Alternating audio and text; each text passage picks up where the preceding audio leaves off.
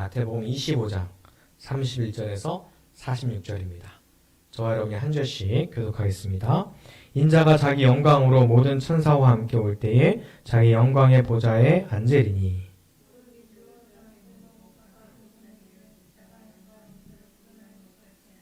양은 그 오른편에 염소는 왼편에 되리라.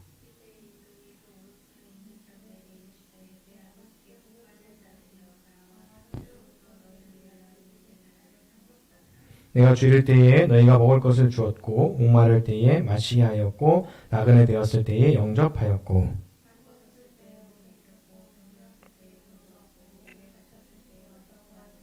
이에 의인들이 대답하여 이르되 주여 우리가 어느 때에 주께서 줄이신 것을 보고 음식을 대접하였으며 목마르신 것을 보고 마시게 하였나이까.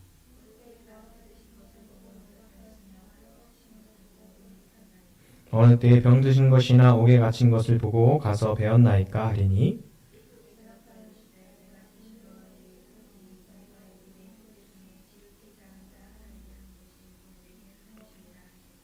또 왼편에 있는 자들에게 이르시되 저주를 받은 자들아 나를 떠나 마귀와 그 사자들을 위하여 예비된 영원한 불에 들어가라.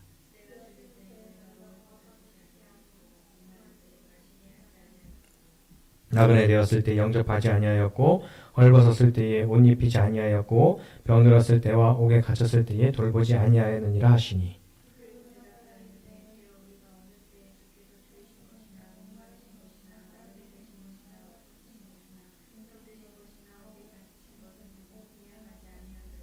이에 임금이 대답하여 이르시되 내가 진실로 너희에게 이르노니 이 지극히 작은 자 하나에게 하지 아니한 것이 곧 내게 하지 아니한 것이니라 하시니라.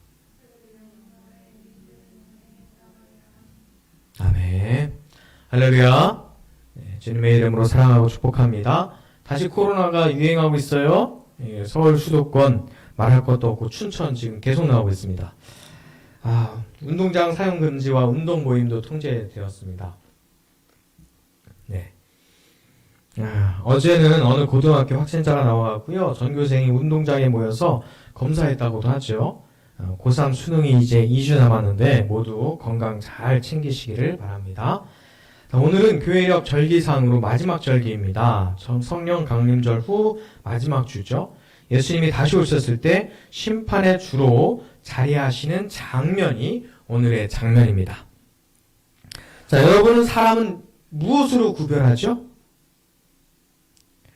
남자와 여자로 구분합니까?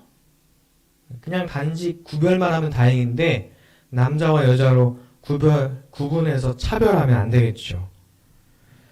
흑인, 백인, 동남아인 이런 피부색으로 혹은 키 작은 사람, 키 큰 사람 키로 구별합니까?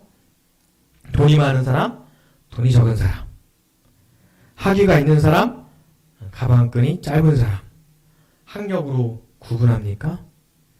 어느 자리에 채용될 때 학력을 보기도 하죠. 잘생긴 사람, 못생긴 사람 외모로 구분합니까? 나이 많은 사람, 나이가 어린 사람 애들은 가라 그러면서 나이 어린 사람을 무시하기도 하잖아요.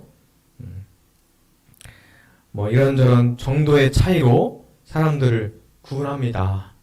혹은 나와 연관되어 있는 그 무언가로 공통점을 가지고 사람을 구분하죠. 같은 지역인가? 같은 학교인가? 같은 집안 사람인가? 내가 아는 사람인가? 우리나라가 이게 굉장히 심하죠. 학연, 지연, 인연, 이런 것들이요. 자, 예수님께서 다시 오실 때, 그래서 심판하실 때, 이런 우리가 갖는 기준과 인연으로 판단하신다면, 우리 얼마나 아찔할까요? 얼마나 불공평할까요? 일단 유대인이 아니라면 안 되잖아요. 그런데 다행히도 32절 말씀에 어떤 민족을 부르신다고 하셨죠? 모든 민족을 그 앞에 모으고 라고 말씀하십니다. 유대인뿐만 아니라 모든 민족이 구원의 대상이에요. 민족으로, 피부색이나 지역으로 기준 삼지 않으시고 그랬으면 저와 여러분은 천국 근처도 못 가죠. 자, 예수님의 복음이 유대인에게서 시작되었지만 그 민족을 모델 삼아서 발전했지만 결코 그들만의 복음이 아니고 모든 민족, 모든 열방의 복음이 된다라고 분명히 말씀하셨어요. 그 길은 우리에게 기쁘고 즐거운 일이죠. 로마서 15장 11절과 12절 말씀 보면 그런 말씀이 있습니다. 또 모든 열방들아 주를 찬양하며 모든 백성들아 그를 찬송하라 하였으며 또 이사야가 이르되 이새의 뿌리 곧 열방을 다스리기 위하여 일어나시는 이가 있으리니 열방이 그에게 소망을 두리라 라고 말씀합니다. 이새에게서 시작되었지만 열방이 그에게 소망을 둔다라고 말씀하세요. 그리고 언제 끝이 온다고 말씀하셨죠? 모든 민족에게 이 천국 복음이 전파될 때라고 말씀하십니다. 마태복음 24장 14절 이 천국 복음이 모든 민족에게 증언되기 위하여 온 세상에 전파되리니 그제야 끝이 오리라 라고 말씀하십니다. 자, 그런데는 이 모으기는 모든 민족을 모았는데요. 모아놓고 목자가 양과 염소를 구분하는 것 같이 양은 그 오른편에 염소는 그 왼편에 이렇게 두신다고 말씀하십니다. 자, 오른편에 둔 양에 비유된 사람들과 왼편에 둔 염소에 비유된 사람들, 그들의 운명은 어떻게 될까요? 자, 우리는 모두 언젠가는 하나님의 심판 앞에 섭니다.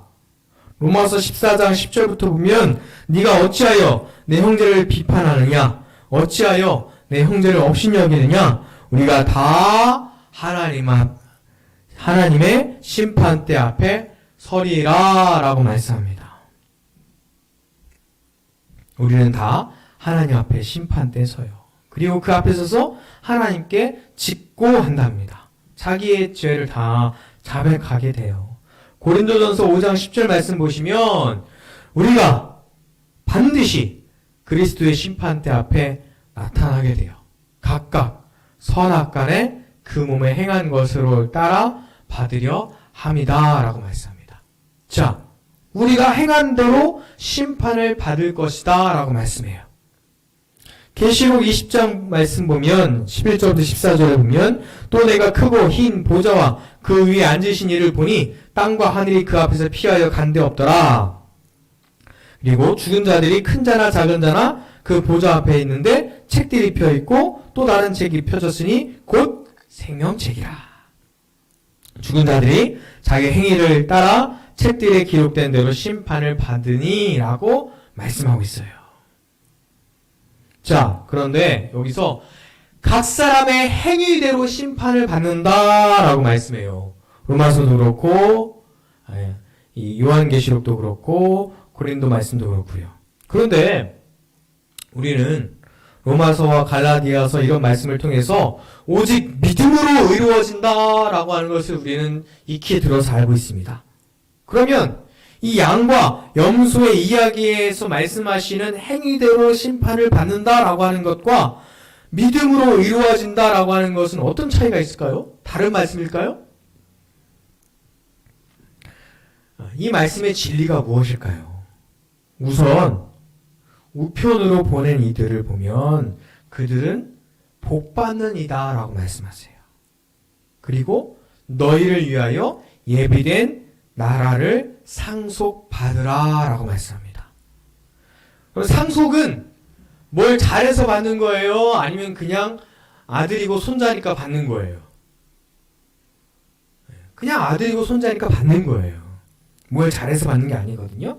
자, 그런데 왼편에 있는 자들에게는 저주를 받은 자들이라 라고 하면서 마귀와 그 사자들을 위하여 예비된 영원한 불에 들어가라 라고 말씀합니다.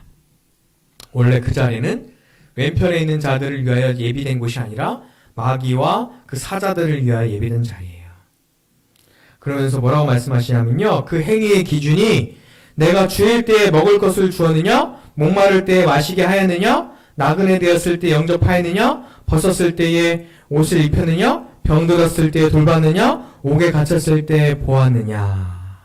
그렇게 한 사람은 의인이라고 하시고 그렇게 하지 않은 사람은 저주를 받는 자라고 말씀하세요. 진짜 이해하는 것은요. 주님이 의인이라 라고 말한 사람들은 우리는 그런 일을 한 적이 없는데요? 우리는 주님을 돌본 적이 없는데요? 이렇게 말합니다. 그런데 반면에 저주받은 사람이다 라고 한 사람들은 자기들이 막 억울하다고 하면서 의기양양하게 우리는 주님을 돌봤는데요? 우린 그런 일들을 했는데요? 우린 그런 의로운 일을 했는데요? 우린 그런 돌보는 일을 했는데요? 라고 이야기를 해요. 희한하죠? 그런 일을 했다고 하지만 주님은 했다고 하지 않고 자기들은 안 했다고 하지만 주님은 했다고 얘기하십니다. 아마 저주받은 사람들 누구보다 종교적 열심이 있었고 누구보다 봉사도 열심히 했고 헌금도 많이 했고 구제도 많이 했을 겁니다. 참 희한하죠. 이렇게 말씀하세요. 40절과 42절 말씀 보면 내가 진실로 너희에게 이르노니 너희가 여기 내 형제 중에 지극히 작은 자 하나에게 한 것이 곧 내게 한 것이니라 하시고 45절 말씀 보면 내가 진실로 너희에게 이르노니 이 지극히 작은 자 하나에게 하지 아니한 것이 곧 내게 하지 아니한 것이라. 자, 그러니까 아까 행위대로 의롭다 하지 않는다라고 하는 말씀이 연결되는데 어떻게 연결되냐면요. 자, 우리 주변에 지극히 작은 자 있어요. 어떻게 주님처럼 대할 수 있을까?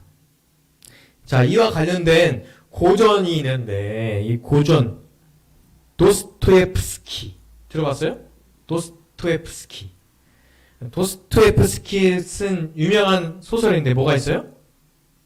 죄와 벌. 또 다른 게 있는데 카라마조프가의 형제들이라고 하는 책이 있어요.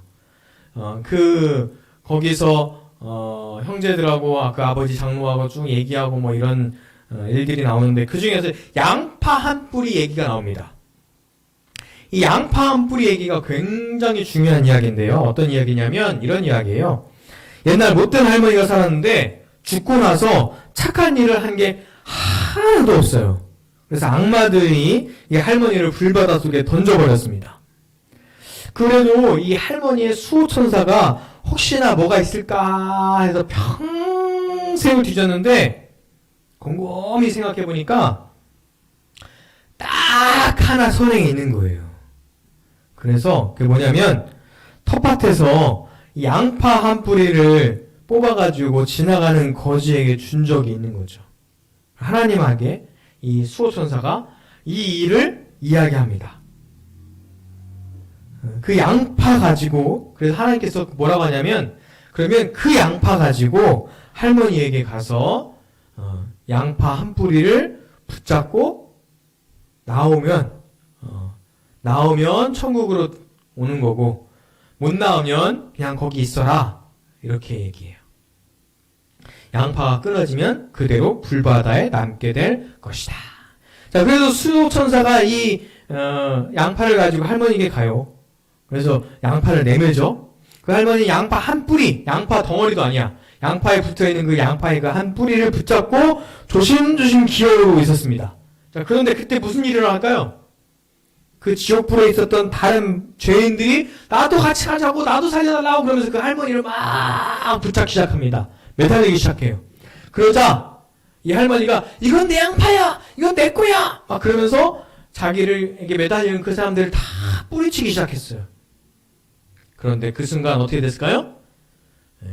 그 할머니가 붙잡고 있었던 그 양파 한 뿌리가 뚝 끊어진 거예요. 그래서 그 할머니가 다시 불바다에 떨어지고 말았다라고 하는 이야기입니다. 자, 도스토옙스키의 카라마조프가의 형제들에 나오는 양파 한 뿌리는 사람이 선을 행하지 않으면 지옥불에 떨어진다라고 하는 점과 양과 염소의 비유에 좀 비슷해요. 그런데 이 비유는 인간이 단지 초라한 양파 한 뿌리의 선행만으로도 천국에 갈 수 있다라고 하는 희망을 주는데 이걸로 끝이 아니에요. 이 양파 한 뿌리는 그 할머니가 구원받는 보증수표나 자격이 아니라는 거예요. 하나님이 그에게 준 하나님의 은총이라는 겁니다. 우리는 때로 내가 어떠한 행위, 어떠한 선한 일, 혹은 내가 하나님을 믿는 그 믿음조차도 내 자격이라고 내 거라고 생각할 때가 많이 있죠. 이것이 나의 구원받을 자격이라고. 그래서 자기에게 매달리는 사람들을 향해서 이건 내 거야! 아무도 따라오지 마! 그러면서 사람들을 내치기도 합니다. 하나님의 은총을 구원의 자격으로 생각하는 순간 양파는 끊어지는 거예요. 그래서 떨어지는 거죠. 예수님의 양과 염소의 비유는 우리가 문자적으로 철저하게 구제할 것을 가르치는 말씀이 아닙니다. 우리가 지극히 작은 자를 매번 어떻게 완벽하게 도울 수 있겠어요? 모든 사람을 도울 수 없잖아요. 예수님의 평상시의 가르침과도 맞지 않습니다. 오히려 어려운 사람들을 돕는 구제의 율법을 누구보다 철저하게 지켰던 사람들이 누구냐면 바리새인들이었어요. 근데 예수님께서는 이 바리새인들을 책망하셨잖아요. 마태복음 6장 2절에 구제할 때에 외식하는 자가 사람에게서 영광을 받으려고 회당과 거리에서 하는 것 같이 너희 앞에 나팔을 불지 말라. 진실로 너희에게 이르노니 그들은 자기 상을 이미 받았느니라 라고 하시면서 책망하십니다. 자, 같은 행위를 하더라도 오히려 더 선한 일을 많이 했더라도 교회 일을 열심히 했더라도 정말 이웃을 사랑하고 상대방을 사랑하며 아끼는 마음 없이 이웃을 향한 예수님의 마음 없이 그 행위로 인해서 자기가 드러나며 자기가 높아지기 원했다면 그것이 자기 의가 된다면 자기 자격으로 적용된다면 그것은 하나님의 은총이 아니고 하나도 의롭다라고 카운트되지 않는다는 거예요. 양파 한 뿌리가 약해서 끊어진 것이 아니라요. 그 양파 한 뿌리에 사랑 하나도 없었기 때문에 그 순간 끊어지는 겁니다. 자, 지극히 작은 자 잘 드러나지 않습니다. 지극히 작은 자를 돕는 거 잘 드러나지 않아요. 같은 행위를 하더라도 같은 선한 일을 하더라도 자, 이거 주님께서 보신다. 그 마음, 이거 주님께 대하는 것이다. 라고 하는 마음으로. 지극히 작은 자를 향한 주님의 마음이 있느냐, 없느냐. 그냥 그 작은 자, 그 선행을 대상으로 나를 빛나게 할 대상이라고 이용한다면 그 이용하는 마음에 사랑이 없죠. 그 안에 예수님이 없죠. 예레미야 17장 9절 말씀 보면 만물보다 거짓되고 심히 부패한 것은 마음이라 누가 등이 이를 알리요. 나 여호와는 심장을 살피며 폐부를 시험하고 각각 그의 행위와 그 행실대로 보응하나니 이 말씀이 믿음으로 구원받고 또 행위대로 심판받는다. 이걸 연결시켜 주는 거예요. 마음이 없이 그냥 행위대로 한다면 사람들은 알 수 없지만 하나님께서는 아신다는 거죠. 행위와 한실대로 보응하신다라고 하는 것 마음으로 연결됩니다. 10길 물속은 알아도 한 길 사람 속은 모른다는 말 있죠. 사람들은 사람들의 마음속을 몰라요. 그런데 하나님은 아신다는 거죠. 그 행위가 가짜인지 진짜인지. 지극히 작은 자 하나에게 한 것이 주님께 한 것이고 지극히 작은 자 하나에게 하지 아니한 것이 주님께 하지 아니한 것이다 라고 말씀하십니다. 하나님을 사랑하고 이웃을 사랑하는 주님의 말씀이 그 안에 있느냐? 하나님을 사랑하고 이웃을 사랑하는 그 마음이 그 안에 있느냐?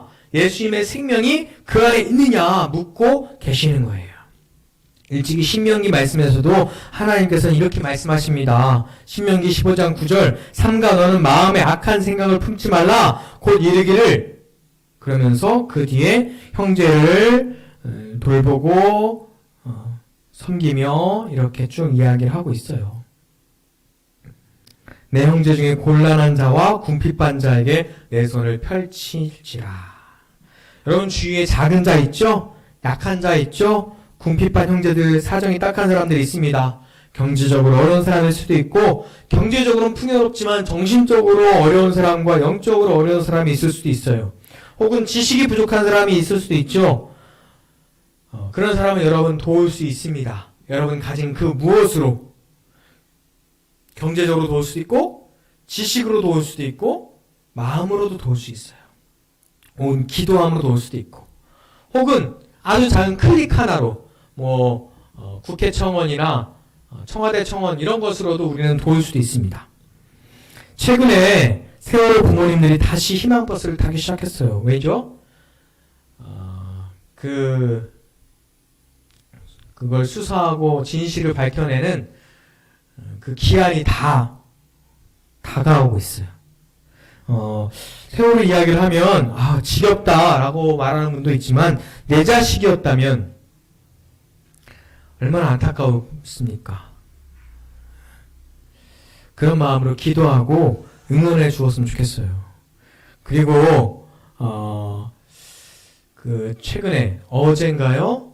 공무원 중학교 선생님 이런 임용고사 그런 시험이 있었는데 확진되면서도 시험을 못 본 분들이 있어요. 얼마나 안타까워요. 8년을 시험 봤는데 올해가 마지막이다 이렇게 생각했는데 못 보신 분도 있습니다. 그런 분들에게는 정말 지금 정말 중요한 때거든요. 어떤 분이 이런 글을 올렸어요. 우리 고3 아들, 딸들 수능 볼 수 있게 잠시 멈춰주세요. 지나가 보면 수능 별일 아닐 수도 있겠죠. 근데 그들에게는 지금 인생 최대의 일 아니겠습니까? 2주 남았거든요. 잠시 모임이나 만남들을 멈춰달라고 하는 그 학부모의 절규입니다. 이럴 때 교회에서 수험생을 위한 기도 모임, 소그룹 모임 이런 걸 하기보다는 각자 골방에서 기도하고 응원하면 세상이 얼마나 고마워할까요?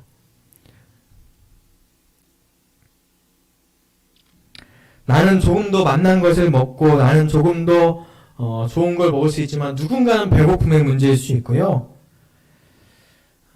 나는 조금 더 잘 누릴 수 있지만 누군가는 사느냐 죽느냐의 문제일 수도 있어요.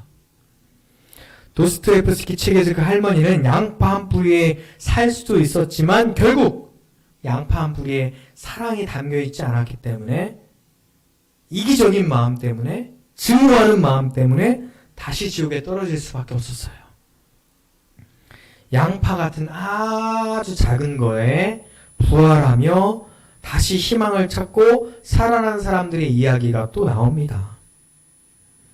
양파 한 뿌리 받아서 생명을 얻고 그 양파 한 뿌리만큼의 사랑 때문에 다시 희망을 얻는 사람들이 분명히 있습니다. 사랑하는 성도 여러분, 그러니까요, 여러분 도와줄 때 거지 적선하듯이 도와주지 마시고 지극히 작은 자에게 한 것이 주님께 한 것과 같다라고 하셨으니까요, 정말 주님을 사랑하는 마음으로 주님을 대하듯이 섬기고 사랑하시기를 간절히 바랍니다. 나를 높이고 나를 드러내기 위해서 작은 자를 이용하는 것이 아니라 정말 지극히 작은 자를 아끼고 사랑하는 예수님의 마음으로 사랑하시기를, 그래서 주님과 함께 영원한 천국을 상속받고 누리기를 주의 이름으로 축원합니다. 기도하겠습니다. 사랑과 은혜 하나님 감사합니다. 하나님, 주님께서 우리 가운데 함께 하시고 우리의 마음 가운데 주님의 마음을 부어주셔서 지극히 작은 자 하나에게 내가 할 수 있는 지극히 작은 사랑을 나누게 하여 주시옵소서. 그냥 행위로 섬기며 봉사하는 것이 아니라 정말 예수님의 사랑과 마음으로 섬기며 봉사하게 하여 주시옵소서. 예수님의 이름으로 기도합니다. 아멘. 지극히 작은 자 하나에게 찬양하시며 준비하신 님을 봉헌하겠습니다.